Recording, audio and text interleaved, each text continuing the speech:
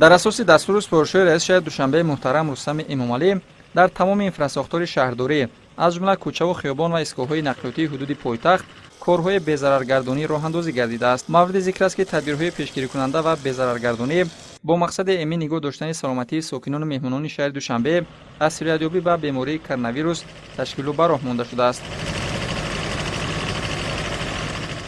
در این زمینه از جانب مسئولین اداره و ساختارهای دولتی، مؤسسه‌های تعلیمی و تا مکتبی پایتخت در درآمدگاه بیناها محلول‌های بی‌ضررگردانی گذاشته شده است.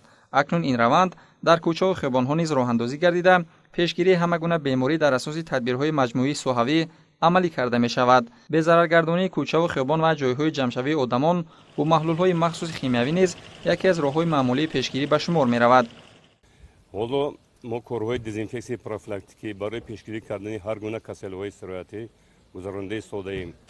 مخصوصا در شرایط امروزه که اهالی سیاره را روند ساعت به ساعت گرفتارشوی به این وبای عصر کرونا ویروس کووید 19 سخت نگران کرده است، باید تدبیرهای مجموعی سوحوی تقویت یابد. با استفاده تکنیک مربوطه انجام این عمل ثمرآور و بیشتر نتیجه می‌دهد و هم در فرصت کوتاه حجم زیادی کارهای بی‌ضررگردانی عملی کرده می شود. کارهای بهداشتی با رعایت قاعده‌های مربوط به خطری و استفاده محلول‌های بی‌ضررگردانی در راهرو و گذرگاه‌ها و ایستگاه‌های نقلیاتی راه‌اندازی می‌گردد.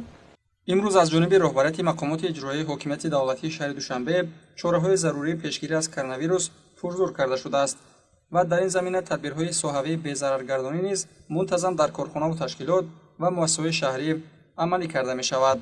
گذراندن تدبیرهای تمیزکاری و کارکرد راه و کوچه‌های و ایستگاه‌های نقلیاتی با محلول‌های مخصوص شیمیایی از جانب کارخانه و مؤسسه‌های دخلدار که با تکنیک سوحوی تامین است ادامه همین گونه چاره‌بینی‌ها بوده، تنها به خاطر پیشگیری بیماری‌های صورتی و تامین تازگی محیط زیست تشکیل و راه‌اندازی گردیده است. تدبیرهای مجموعی بی‌ضررگردانی از جانب متخصصان ساحه نوبت در حدود ناحیه‌های اسماعیلی سامانی و شاه منصور به راه مانده شد. طوری از جانب مسئولین اطلاع داده شد مواد استفاده گردیده در جریان کارکرد کوچه و خیابان و ایستگاه‌های نقلیاتی جوابگوی طلبات استانداردهای قبول گردیده بوده است. همین گونه تدبیرهای بی‌ضررگردانی کوچه و خیابان و ایستگاه‌های نقلیاتی در حدود کوچه‌های احمد دانش و صدرالدین عینی ناحیه شاه منصور نیز تشکیل و راه‌اندازی گردید.